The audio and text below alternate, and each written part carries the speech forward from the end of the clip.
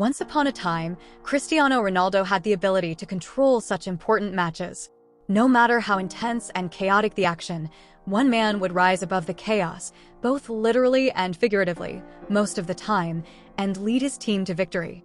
You therefore anticipated the net to bulge when the Portuguese great leveled the AFC Champions League quarter-final between Al-Nassr and Al-Ain with a tap-in from just 3 yards, 3-3 on aggregate. But for some reason, Ronaldo missed, and all he could do was stare pitifully at the assistant referee, hoping that an offside flag would be raised to save his blushes. It did not materialize. It was not the dependable Ronaldo we have grown to love and know. The man who has scored 29 goals in 32 games this season for his Saudi Arabian squad, despite being 39 years old. After an hour and a half, Al-Nassr was eliminated due to penalties, ending Ronaldo's hopes of adding the Asian Champions League title to his 5 European ones for another year. Ronaldo's tenure in Saudi Arabia is unlikely to bring him the accolades he desires to cap off an incredible career in light of that lost opportunity. The only trophies he can currently win in his second season there are the King Cup and the Super Cup, as he is out of continental competition and 12 points behind rivals Al Hilal in the Pro League title chase. Al Hilal, who defeated Al Nassr 3-0 in the league back in December, will most likely obstruct their path in both of them eventually. With just 2 goals separating him and Ronaldo from his 22 goals, Hilal's Aleksandar Mitrovic is threatening even Ronaldo's hold on the Pro League Golden Boot Award. All of Ronaldo's efforts to raise awareness of the Saudi League, his £173 million annual salary, and the numerous national costume and landmark photo shoots he participates in to promote the nation would be for naught if he doesn't bring home a major trophy. The Champions League was the big one, but the greatest name in the competition would also be quite happy with a Pro League win. However, Al Hilal has been unstoppable this season, having won 27 straight games across all competitions, matching the global record set by the New Saints, a Welsh team, in 2016-17. They've just kept winning, even without their injured star Neymar and Al-Nassr, and the others are unable to stay up. The only title Ronaldo has won in Saudi Arabia thus far is the Arab Champions Cup, which he won in the end against Al Hilal by scoring twice. However, the larger awards will need to be earned the following year, during the penultimate year of his contract. This raises a variety of what-if scenarios.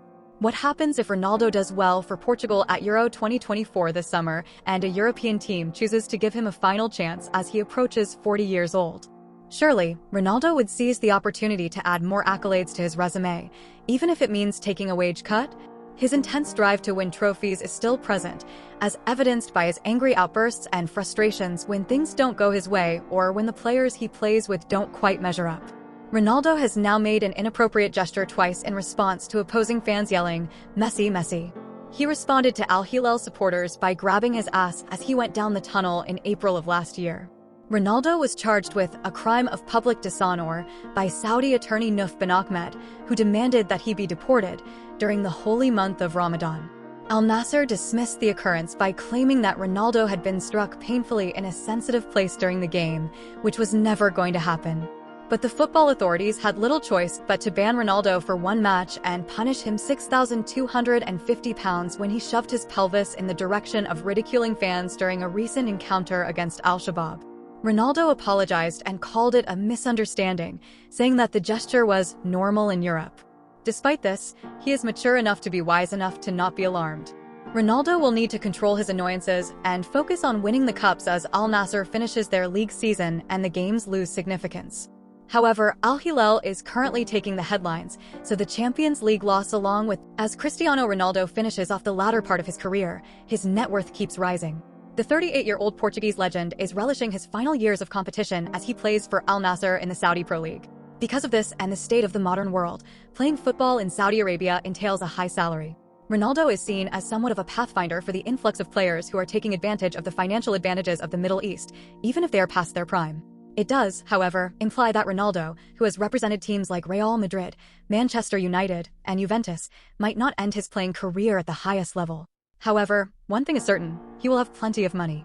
There's far more to Ronaldo's entire bank account than what first meets the eye, even though it may be explained by the enormous sums of money his free-scoring ways have brought in when he first appeared on the scene as a young adolescent.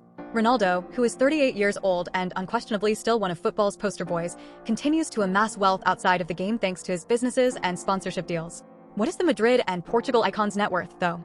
Let's examine his lavish Al-Nassr salary, the sponsorship deals that blow up his bank account, and the homes and vehicles he has amassed over the years. The consistent goal scorer's projected net worth is close to £500 million, which is incredible in and of itself, especially considering that his stellar career is coming to an end. He became the highest-paid athlete in the world at the beginning of 2023 after taking home an impressive £107 million, according to Forbes. However, his net worth continued to rise after that. Since joining Al-Nassr, his total income and net wealth have only increased tenfold. He became the highest-paid football player in the world upon joining, doubling his income. Nonetheless, the Saudi Pro League team's large expenditures have paid off. In his 44 games with Al-Nassr, Ronaldo has tallied 38 goals and 13 assists, all while earning the highest weekly salary in the sport. Ronaldo's natural ability to score goals allowed him to attract a high salary at Al-Nassr. Furthermore, the amount of global attention his name receives is inexplicable and impossible to quantify. He is the best-paid player in football, earning £173 million a year from his current employers, which puts him ahead of players like Lionel Messi, Neymar, Karim Benzema, and Kylian Mbappe. Though they all fall short of Ronaldo's absurdly high salary, 7 of the top 10 earners are Middle Easterners. Kalidou Koulibaly, Sadio Mane, and Jordan Henderson are among the Saudi Pro League stars who are unable to hold themselves in the same respect as the Real Madrid cult hero. His enormous salary is equivalent to £19,749 per hour, £473,972 per day, £3,326,923 per week, and an astounding £14,416,667 annually. Simply amazing. The 5-time Ballon d'Or winner will be 40 years old by the time his contract expires in the summer of 2025. It's unclear if Al-Nassr will agree to remain longer, but considering his stature as a global icon, not just in the football world, and the financial advantages that come with it, it would be prudent to extend his stay. It's that simple. If you are among the greatest football players of all time, a lot of the world's largest corporations will want to sponsor you.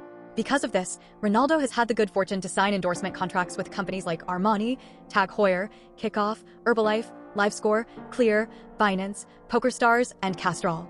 He will also continue to receive sponsorship offers in his retirement. Having said that, he has a major sponsorship agreement with the international apparel company Nike. After his bitter rival Messi left the team to join Adidas nearly 10 years ago in 2005, the former Manchester United striker became the only football player to have a lifetime sponsorship deal with the apparel giants, joining the likes of basketball deity trio LeBron James, Michael Jordan, and Kevin Durant. Ronaldo became the 3rd athlete to join Nike's limited roster, signing a lifetime contract just a year after James did, when he moved to the Premier League for his first stint with the Red Devils. After agreeing to a $1 billion contract, he has worn 60 different styles of Nike boots over his career. It's estimated that Ronaldo made an incredible $90 million in 2023 thanks to his numerous sponsorship deals. Even yet, his sponsorship arrangements only pay a small portion of the forward salary. Ronaldo has entered the business sector, much like a lot of other football players. He might follow in the footsteps of Michael Owen, Louis Saha, and Matthew Flamini, who all became wealthy after retiring from the game through a variety of business-related endeavors. The greatest football player who has achieved success off the field is Flamini, a former Arsenal player who is currently valued at £10 billion. Though it seems impossible that he will make more money when he hangs up his boots given how much he presently makes on the field, his businesses will continue to provide him with revenue even after he decides to hang up his trophy-filled playing days. Under the alias CR7, Ronaldo first started a fashion boutique on the Portuguese island of Madeira in 2006.